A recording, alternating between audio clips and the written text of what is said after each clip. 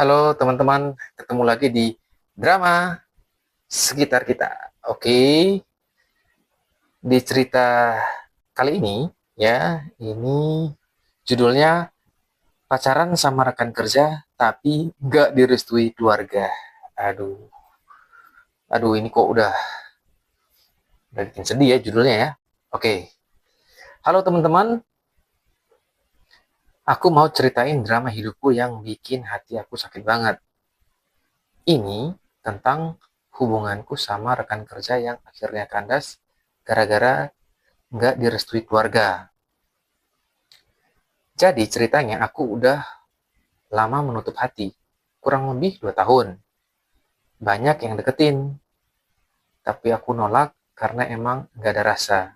Wah, berarti cakep ini kayaknya yang curhatnya. Sampai suatu hari aku ikut kegiatan kerja di daerah bareng tim. Di situ ada cowok dari tim lain. Namanya ini kita sensor aja ya, kita sebut si XX yang ternyata udah lama perhatiin aku.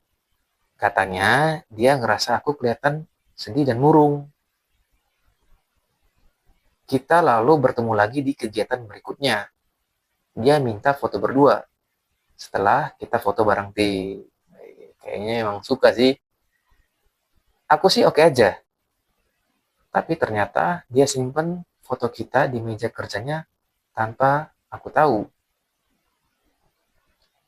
Esok harinya dia terus liatin aku dari jauh. Teman-teman kerjaku nyadar. Mereka bilang, kok dari tadi mandangin kamu. Ya aku cuman bengong, malu juga sih. Pas kegiatan selesai, dia minta foto berdua lagi. Foto terus ini, ngajak jalan-jalan kek. Anyway, akhirnya XX memberanikan diri deketin aku. Aku awalnya ragu, tapi karena teman-teman kerja nyemangatin, plus aku juga nggak enak karena dia dari tim lain, aku kasih dia kesempatan. Lama-lama kita jadi dekat, dan aku mulai suka sama dia. Dia orangnya baik, perhatian, meskipun dia duda muda dan punya satu anak.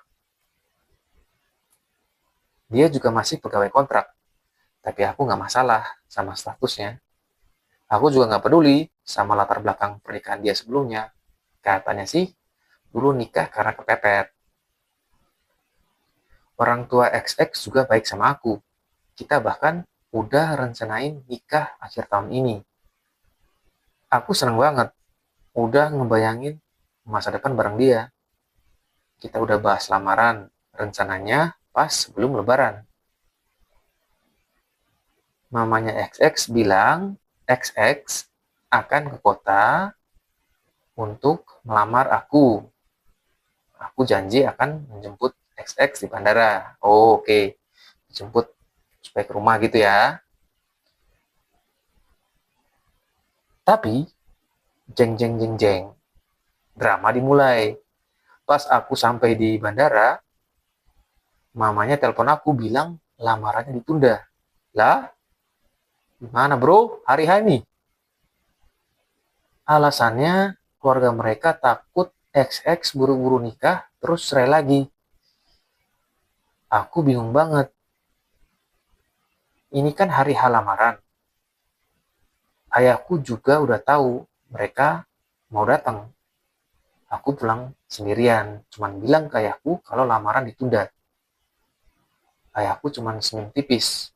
Terus pergi sholat ke masjid. Aku tahu dia kecewa. Setelah itu hubungan aku sama XX jadi renggang. Aku sempat depresi. Apalagi aku memang punya gangguan bipolar. Uh, ternyata ini ternyata yang curhat nih guys, ada gangguan bipolar ini. Aku juga baru tahu nih. Aku berusaha jalani pengobatan biar kondisiku stabil dan bisa kerja normal. Suatu hari kita ketemu dan ngobrol. Ternyata keluarganya nggak setuju sama aku karena aku punya gangguan mental. Kata si XX, menurut perawat dari keluarganya mereka, aku berbahaya. Padahal ya aku merasa nggak pernah agresif atau nyakitin orang. Aku sedih banget merasa dihakimi gitu. Mungkin ini ya, mungkin dia bipolarnya itu yang kayak kalau sedih itu langsung kayak suram banget gitu kali ya. Bukan yang kayak bipolar terus yang akhirnya agresif gitu. Oke, kita lanjut ya. Kita sempat putus, tapi mamanya tiba-tiba ngechat aku, tanya kenapa aku putusin XX. Aku bingung, kok malah gini. Akhirnya kita balikan dan mutusin buat berjuang bareng. Tapi beberapa minggu kemudian, XX chat aku panjang banget. Intinya dia minta aku putus karena dia bilang nggak mau menjemput jodoh lewat pacaran. Ya aku iyain aja meskipun hati aku sakit banget. Aku sampai nggak bisa masuk kerja saking sedihnya. Oke, fixnya dia bipolarnya emang kalau sedih itu yang bener-bener down banget gitu lah ya. Kayak stres banget gitu. Beberapa minggu aku jalanin hidup tanpa dia, cuman kontak kalau ada urusan penting.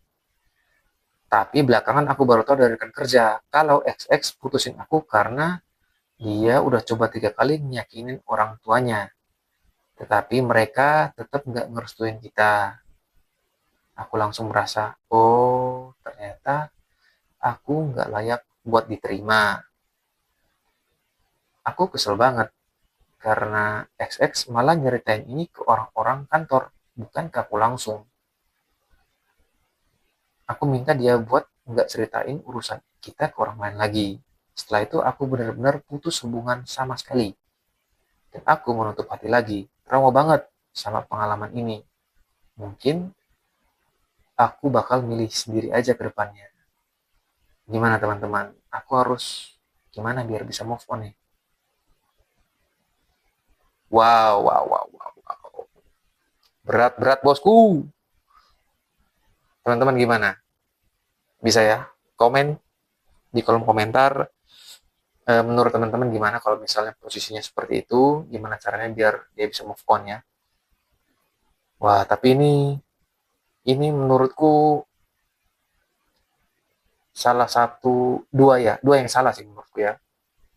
Yang pertama itu si XX, ya dia nggak frontal ngomongnya gitu loh, nggak ngomong apa adanya kalau misalnya orang tuanya itu apa nggak setuju gitu. Ya katakanlah misalnya dia memang bipolar gitu, tapi ini kan udah bukan tahun 1990 kali ya, yang orang tuh benar-benar kayak nggak ada studi tentang itu gitu. Menurutku itu selama selama komunikasinya terbuka dua arah gitu ya, menurutku sih ya bisa gitu.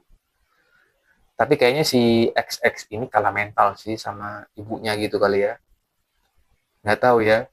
Eh, ah, aku kebayangnya gini kali ya. Mungkin waktu dia nikah yang pertama gitu dia nggak mendengarkan nasihat orang tuanya gitu kan. Terus akhirnya dia pengen ngelamar, tapi pas orang tuanya tahu dari keluarganya gitu ya bahwa si ini tuh si yang curhat ini bipolar, akhirnya mereka ngomongnya nggak jadi lamaran, nggak mau buru-buru cepet nikah gitu. Ah, itu juga salah sih dari pihak si ibunya itu, ibu si XX ya. Itu blunder juga dia gitu ya. Harusnya ngomong apa adanya gitu ya, tetap datang ketemu. Masa batalinnya pas hari H gitu kan. Ya orang kan ya pasti kan sudah siap mental, udah siap hati segala macam gitu ya. Bayangin ya, udah langsung sakit hati lah kalau misalnya digituin ya. Berat, berat, berat, berat, berat, berat, berat. Oke, oke, oke. Oke teman-teman, itu adalah drama di lingkungan kerja kali ini. Gitu ya, itu drama yang aku ceritain hari ini ya. Nah, teman-teman juga jangan lupa ya yang pengen curhat bisa langsung cek di link di bawah ya, nanti aku cantumkan linknya. Atau mungkin ternyata teman-teman punya teman yang pengen curhat gitu ya, tapi malu gitu. Bisa juga nih lewat sini. Siapa tahu cocok kan nanti aku bacain gitu ya.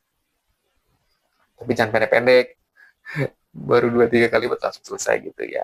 Oke, buat yang enjoy minta tolong like dan subscribe-nya ya. Terima kasih, dadah. Sampai ketemu lagi di cerita selanjutnya.